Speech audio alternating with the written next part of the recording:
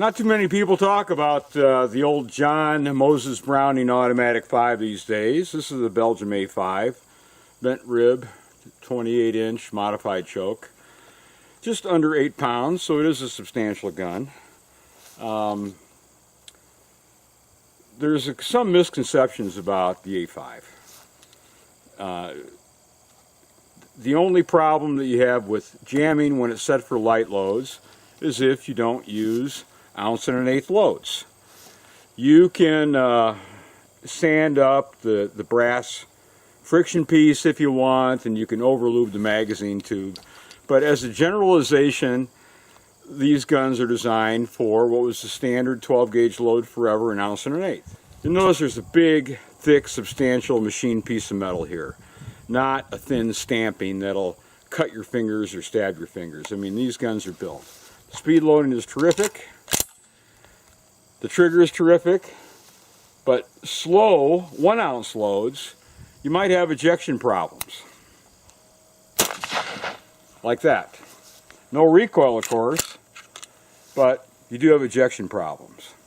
As long as you stick with 1 1/8 loads, you can shoot this thing all day and all night. In a recoil operated gun, payload is the most important. These are Federal Gold Label target loads. They are soft shooting, they're 1145 feet per second. But payload means a lot as far as function, and you'll see that right now. The A5 cycles faster than most autoloaders made today. I mean, it just does a beautiful job. There isn't much recoil. In fact, there's no recoil pad because A5s just don't need it. So if you want a trouble-free A5, you stick with 1 1/8 loads, even slower loads like these that are 1145 feet per second. And for pheasants, change your friction array just like the manual says, and you're good to go. 1 1/4 ounce, 1 3/8, 1 1/4 to 1330 feet per second is standard. And of course, the question is, will it break clays?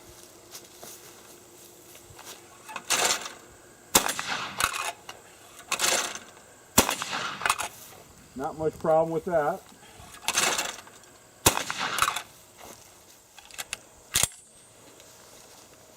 The 16 gauges, particularly the Sweet 16 and the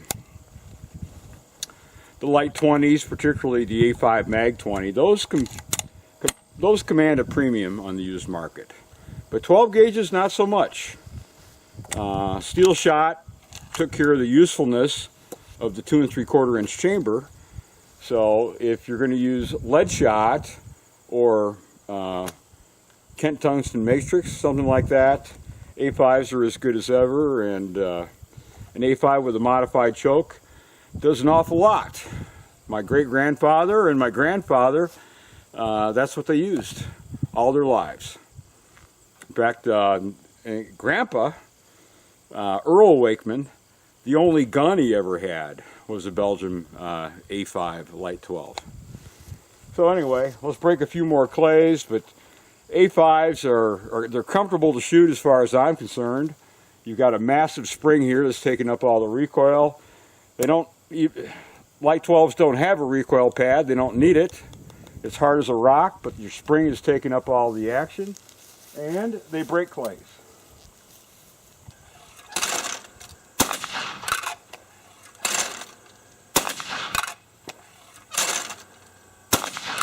So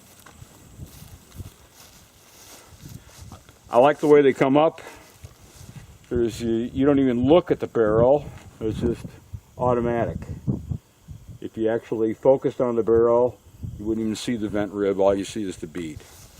But they're terrific guns, and right now is a good time to pick them up because steel's been around for a while. 2 3/4 inch hunting loads aren't that hot if you're using steel, but lead you can still use a lot of places, and for the money there's a lot of clean or used but functionally like new A5s. It takes a lot to wear one of these out. As long as you keep the forearm tight, float the barrel off of the forearm so there's no contact or barrel lines, you'll never crack a forearm.